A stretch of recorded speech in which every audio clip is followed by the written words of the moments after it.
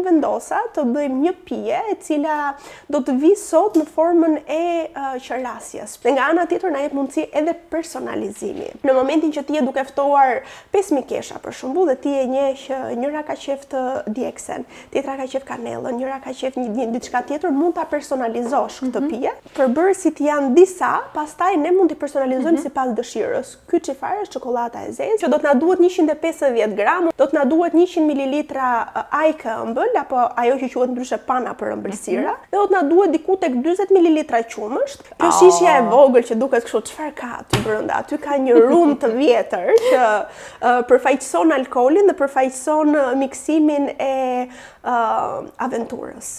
Pastaj kemi erëza të ndryshme si kanella, kemi dhe piperin e kuq. Përdorim një tigan apo tenxhere relativisht të vogël ku do të vendosim qumshtin dhe panën në të njëjtin vend.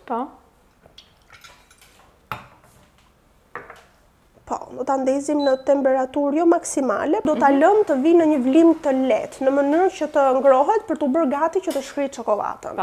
Dhe pastaj e fikim nxehtësinë duke vendosur çokoladën. Mjafton që e kemi lënë të fikur pak minuta dhe ja, siç e shikojmë këtu, çokolata ka shkrirë, pothuajse ka shkrirë. Ne ti mund t'ja vendosësh konjakun sa ti dëshiron. Thoni stop. Ne do bëjmë një gjë interesante tani sepse unë nuk e hodha piperin e kuq. Duke i qenë se nuk e di nëse të tërë e pëlqejnë. Dhe kështu ne mund ta personalizojmë duke e lyer tek buza e gotës, për shembull. Shumë mirë. E hapur? Kthejmë pak këtu në çokoladë, pak fare, bravo, dhe pastaj ta veshim me piperin e kuq.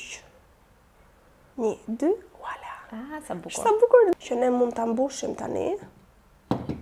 Unë kam dëshirën që kur bëjmë gëzuar të kemi një objektiv. Sigurisht. Për veten. Gëzuar. Gëzuar. Ky podcast është prodhim i Onovos.